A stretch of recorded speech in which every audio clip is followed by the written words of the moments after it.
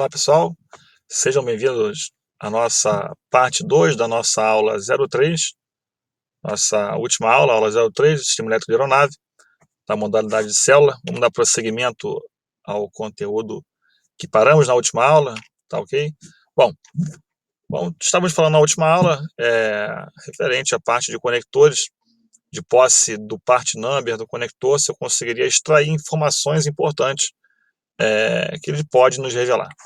Bom, antes disso, é necessário a gente falar de algumas classes de conectores, até porque a banca ela é taxativa quanto a isso, ela de vez em quando vem cobrar classes de alguns conectores. É importante a gente se enquadrar, a gente saber também, não só para a banca do exame da ANAC, como também referente ao nosso cotidiano como mantenedor, como mecânico de manutenção aeronáutica.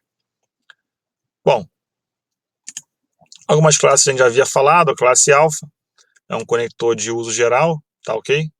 Então a classe alfa, um conector sólido de uso geral, sem ter alguma característica peculiar inerente a ele. Bom, a classe Bravo já é um conector que se separa longitudinalmente, desculpa, tá? Eu posso separá-lo em duas partes, ele permite essa separação, isso é classe Bravo. Utilizado principalmente onde é importante que os conectores soldados sejam prontamente acessíveis, tá? Bom, a classe Charlie é um conector que eu vou utilizar em áreas pressurizadas, ok? Então, se eu preciso de um conector numa área que seja pressurizada, a fim de não prejudicar a minha pressurização da aeronave, é necessário que seja utilizado um conector da classe C. A classe Delta é aquele conector resistente à vibração e à umidade, tá ok? Então, conector resistente à vibração e umidade é a nossa classe Delta. E por último, a classe K, que é o que geralmente é cobrado no exame da ANAC, é um conector à prova de fogo. Então, se seu exame ele vai te cobrar perguntando qual é a classe que deve ser utilizada quanto à prova de fogo, é a classe K, ela é a única que vai atender a esse pré-requisito, tá ok? Então, note que eu tenho as classes alfa, de uso geral, classe Bravo é aquele que eu posso separá-lo em duas partes, classe Charlie é um conector pressurizado, utilizado em áreas pressurizadas, classe Delta é um conector resistente à vibração e umidade, e a classe Kilo, que geralmente é o que é cobrado na sua banca, é um conector à prova de fogo. Bom, eu tenho aqui, por exemplo, pessoal, eu havia falado que a grande maioria dos conectores é no padrão MS, padrão militar standard, tá? Então, início, esse MS, devido ao militar standard, dentro do padrão militar eu tenho várias numerações, uma delas é a 3476. Bom, logo em seguida, eu tenho chamado o quê? Olha só, logo em seguida, eu tenho a nossa classe, tá legal? Então, classe K, esse conector, se essa figura correspondesse a esse part number, ele seria um conector à prova de fogo. Bem, logo depois vem o número 10. Pô, Thiago, que número 10 significa isso aqui? É o número, é o tamanho em 1/16 de polegada. Então, o diâmetro externo, tá? O diâmetro externo desse conector, ele é de 10/16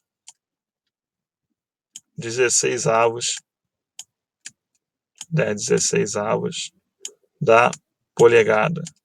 Costumeiramente, imagine se que fosse igual, costumeiramente chamado também de 5/8.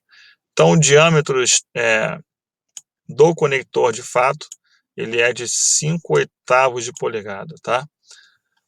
Para esse PN, logo em seguida tem um traço, número 6. Esse 6 seria o quê?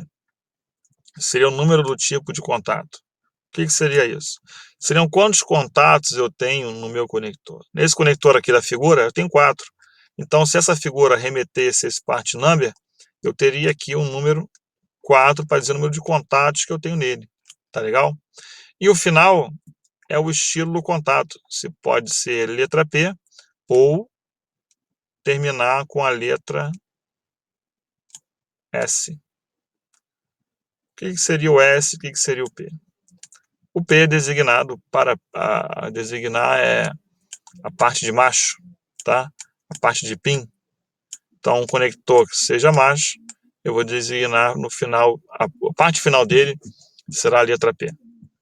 Em contrapartida, se o mesmo termina com a letra S, S de socket, né, como está aqui, não precisa escrever, seria fêmea.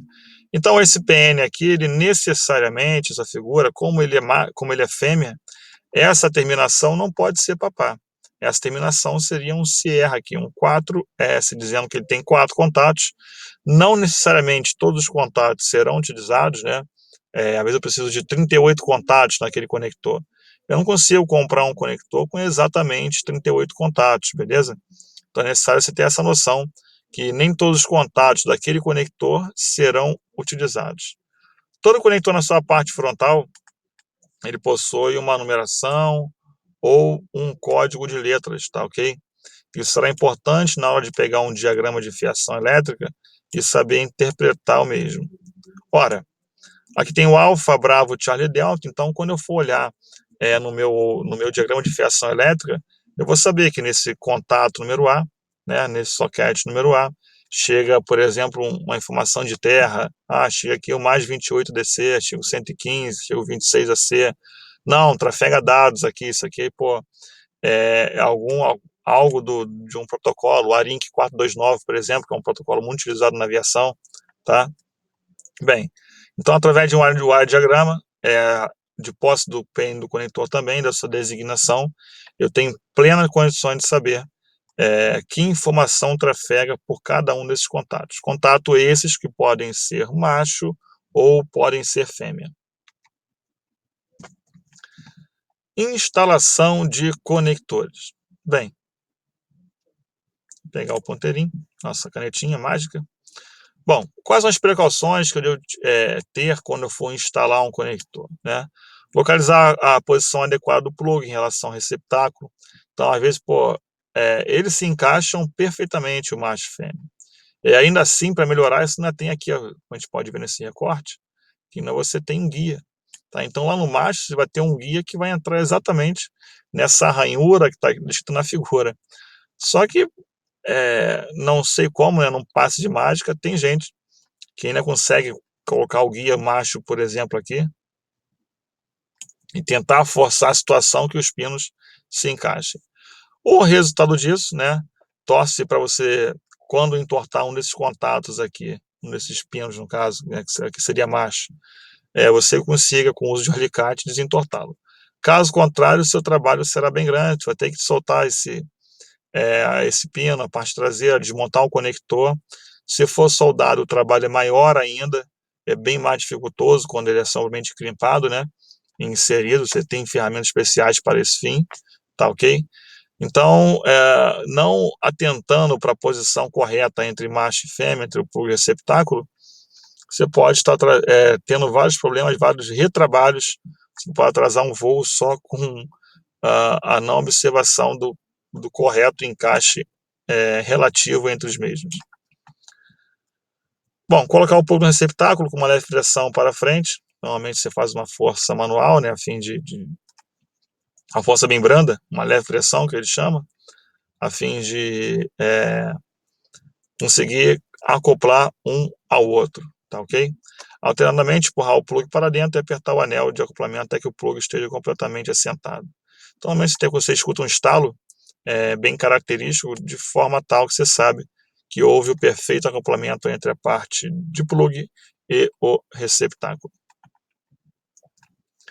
Nunca usar força para unir os conectores aos receptáculos, né, que eu havia falado anteriormente.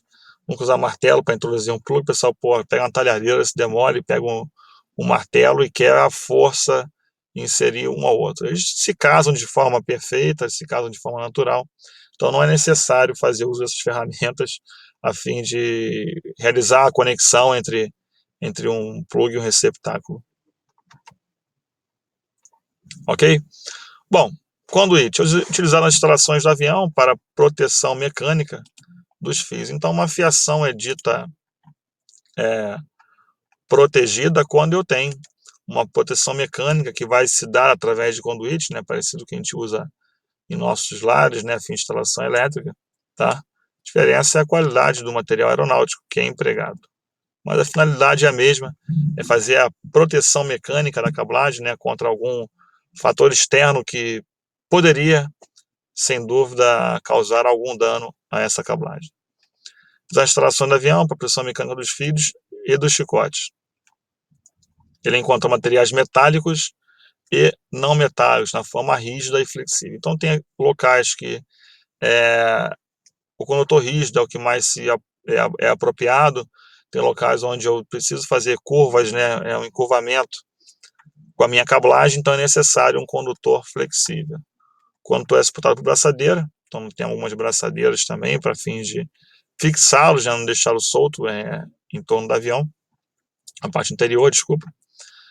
Muitos problemas comuns de instalação de conduíte podem ser evitados, prestando atenção aos seguintes detalhes. Então, algumas práticas comuns que o pessoal não atenta, e em seguida, normalmente, que eu vou ter algum problema porque não verificou, não foi zeloso, não foi cuidadoso quanto a isto. Bem, algumas recomendações bem interessantes, né? Se você seguir, dificilmente terá algum problema. Não instalar o conduíte onde ele possa ser usado como apoio de mãos ou de pés, né? O pessoal acha que o conduíte ele é rígido, ele pode suportar ali, o peso de um ser humano tranquilamente, sem danificar a cablagem. Instala orifício de dreno nos pontos mais baixos ao longo do conduíte, né? A gente vai ver mais à frente também, faça um furo de dreno a fim de que, se porventura algum fluido venha a cair no interior desse conduíte, exista um ponto no qual será realizado o dreno. Apoiar o conduíte para evitar atrito na estrutura, também é outra precaução importante, você vem estar fazendo isso, tá ok? Bom, quando eu for comprar um conduíte, qual o diâmetro do conduíte eu devo utilizar? Primeira medida importante é lembrar que o diâmetro do conduíte ele é dado pelo diâmetro externo, tá? Ele é dado pelo seu diâmetro externo. Só que não me interessa o diâmetro externo se a parede, por exemplo, é muito grossa. Então, para fins de cálculo, né, de saber o diâmetro correto desse conduíte ser utilizado, eu devo descontar duas vezes, né, por esse lado e por este lado. Devo descontar duas vezes o diâmetro a espessura, perdão, da minha parede. Então, o diâmetro interno de um conduíte, basta pegar o diâmetro externo, que vem no seu part number, tá? E descontar duas vezes a espessura da parede. Sendo assim, eu terei o meu diâmetro interno, saberei qual será a máxima capacidade de conduítes, perdão, de fios, que eu consigo colocar no interior desse conduíte.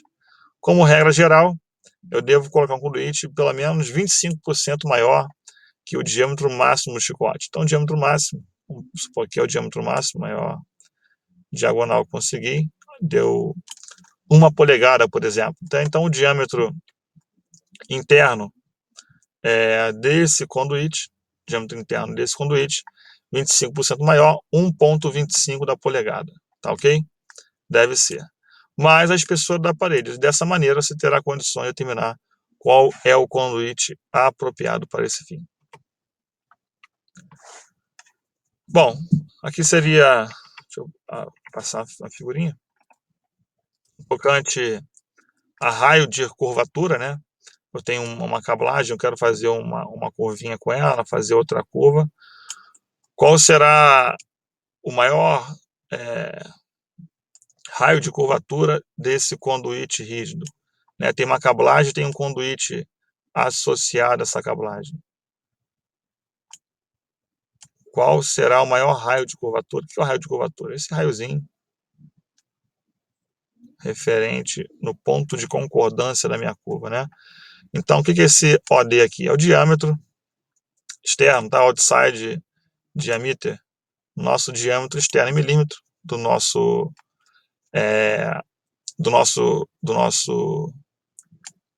condutor rígido, tá? Bem, como é que seria isso aqui? Note que a relação sempre é 3 vezes maior. Então, se eu tenho um conduíte com um diâmetro externo de 3,175 polegadas, o raio de curvatura mínimo, menor raio de curvatura, deve ser 9,525, tá ok? Então a relação sempre é de 3 para 1. Então o menor raio, perdão, tem que ser no mínimo o triplo do diâmetro externo desse conduíte, ok? Bom, pessoal, vamos parar por aqui. A gente segue o nosso próximo encontro. Espero que vocês tenham aproveitado esse encontro, tá? Não deixe de assistir, não deixe de anotar suas dúvidas. E um forte abraço a todos. Obrigado pela atenção. Até a próxima. Eu sou o professor Thiago Carvalho.